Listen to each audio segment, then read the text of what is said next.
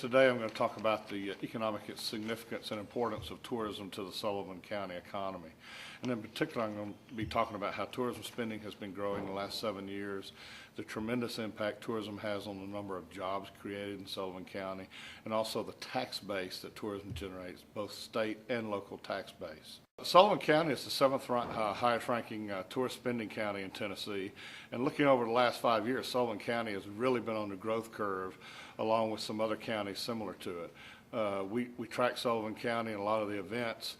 Many people think it's just the two big NASCAR races at Bristol Motor Speedway every year, but there are a tremendous amount of events at that venue every year, and a lot of festivals and a lot of things bringing people in here culturally and sustainable tourism-wise.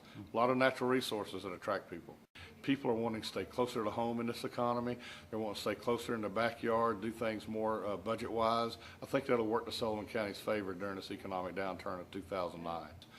Also, we're emphasizing to the group that tourism is a net tax generator. It generates a lot of local tax dollars when people come here and spend money. And when people come here and spend money, it represents tax relief to every household in Sullivan County.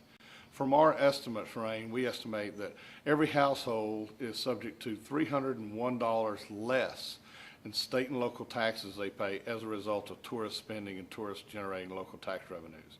So in form of tax relief, it benefits every household in Sullivan County. The Kingsport Convention Visitors Bureau has about a $1.1 million budget, and through our analysis, we've determined that for every $1 spent, it generates about $20 in additional state and local taxes. Approximately 1 out of every 10 jobs in Sullivan County is in the hotel, restaurant, and tourism industry generated by tourist spending in Sullivan County. So we think those jobs are important for Sullivan County, and we also know that those jobs will never be outsourced or sent to another country. They'll always be right here in Sullivan County.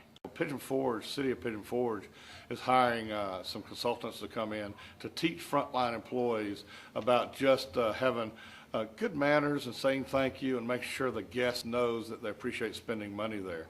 Just small things in customer service matter a lot.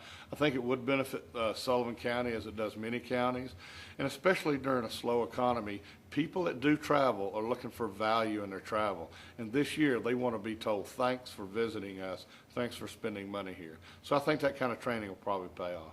What can localities that do not have a big tourist attraction, be it an amusement park, a beach, ski slopes, what can they do to better promote themselves and bring in more tourism dollars? Kingsport CVB has done an excellent job at selling its excellent sports facilities to sport groups and youth groups coming in the area.